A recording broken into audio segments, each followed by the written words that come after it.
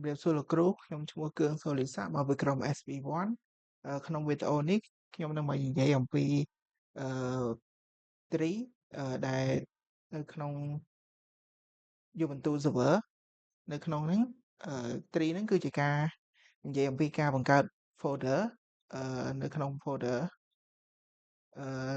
ដំបូងខ្ញុំត្រូវការបង្កើត folder មួយដែលមាន folder មួយដែលមានឈ្មោះ ctext បន្ទាប់មកនៅក្នុងអឺ main folder ឈ្មោះ ctext ហ្នឹងមាន folder មួយឈ្មោះ sv1 នៅក្នុង sv1 ហ្នឹងទៀតយើងមាន t1 t2 t3 ta TEA TEB និង TEC ហើយនៅក្នុង folder ទាំងអស់នេះវានឹងមាន folder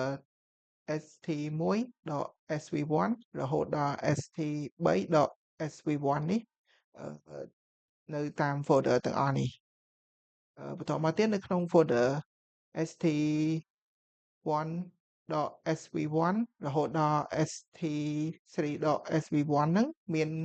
folder ចំនួនប៉ុណ្នេះទៀតដែលមាន folder C C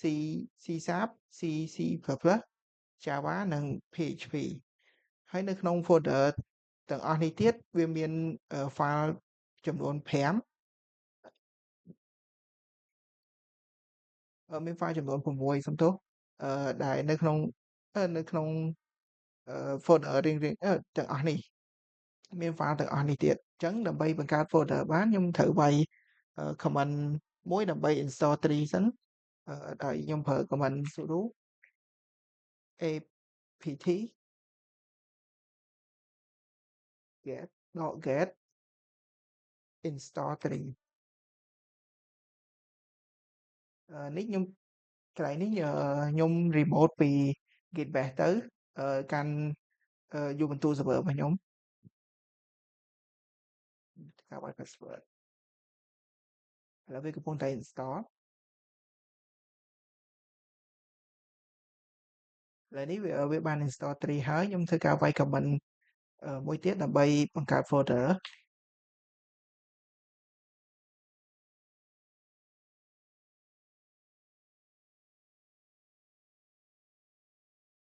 អញ្ចឹង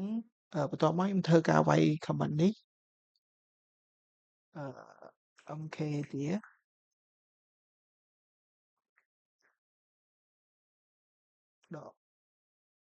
p ctext ដែលជា main folder របស់យើងបន្ទាប់មកទៀត sv1 នៅក្នុង sv1 ហ្នឹងយើងមាន folder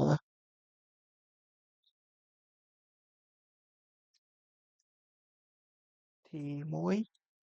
t2 t3 tea t2b និង tec អញ្ចឹងនៅក្នុងក្រុមនៅក្នុង folder ctext នេះមាន folder មួយឈ្មោះ sv1 និងនៅក្នុង folder sv1 ហ្នឹងមាន folder ចំនួន6ទៀតដែលមានឈ្មោះ t1 t2 t3 TEA TEB និង TEC អញ្ចឹងបន្តមកទៀតនៅក្នុង folder ទាំងអស់នេះមាន folder ប៉ុណ្នេះទៀតមាន folder 3ទៀត sv1 st1.sv1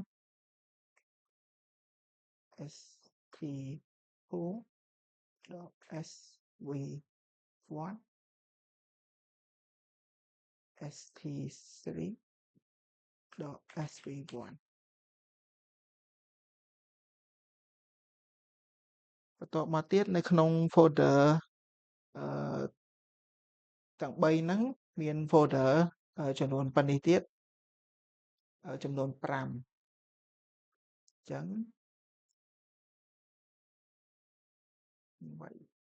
folder នេះមានឈ្មោះ C C Sharp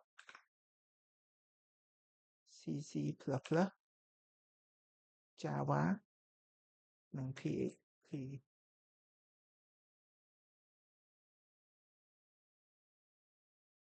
បន្ទាប់មកទៀតនៅក្នុង folder ហ្នឹងមាន file ចំនួន6ទៀតដែលមាន មាន file ចំនួន6ហ្នឹងដែលមានfile ឈ្មោះ90ដល់95 .score អញ្ចឹងខ្ញុំវាយ file 90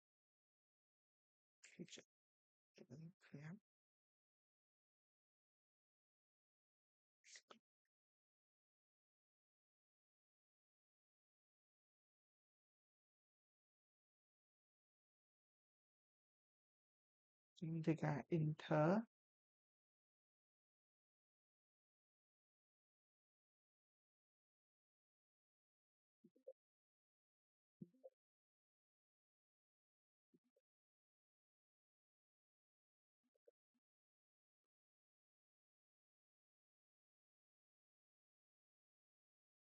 អញ្ចឹងយើងបានបង្កើតហើយយើងនឹងធ្វើការទៅ check មើលខ្ញុំដាក់ commentary ខ្ញុំវាយឈ្មោះពួក folder ដែលជា main folder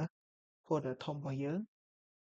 អញ្ចឹងនេះគឺជា folder ជា tree ដែលជា folder របស់យើងដែលវាបានបង្កើតមិញនេះ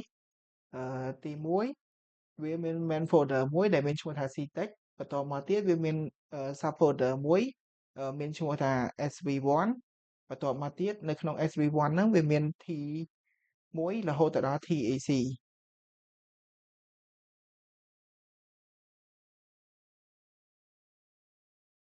អញ្ចឹងនៅក្នុង folder ពី t1 ទៅដល់ tac ហ្នឹងយើងមាន folder st1 ដក sv1 រហូតទៅដល់ st3 ដក sv1 អញ្ចឹងនៅក្នុង folder នីមួយនៅក្នុង folder st1 ដក sv1 រហូតដល់ st3 ដក sv1 ហ្នឹងយើងនឹងមាន folder ទាំងអស់នេះទៀតដូចជាមាន5 folder ដែលនៅក្នុង5 folder ហ្នឹងនៅក្នុងហ្នឹងមាន folder ឈ្មោះថា C មាន C sharp C++ Java PHP ដែលនៅក្នុង folder ទាំងអស់ហ្នឹងទៀតវាមាន file ចំនួន6ទៀតដែលមានfile ឈ្មោះថា90 .score រហូតដល់95អញ្ចឹងវាមាន folder ទាំងអស់គ្នាដូចគ្នាវីដេអូដែលនិយាយអំពី tree របស់ខ្ញុំចប់តែប៉ុណ្្នេះសូមអរគុណលោកគ្រូដែលបានទស្សនា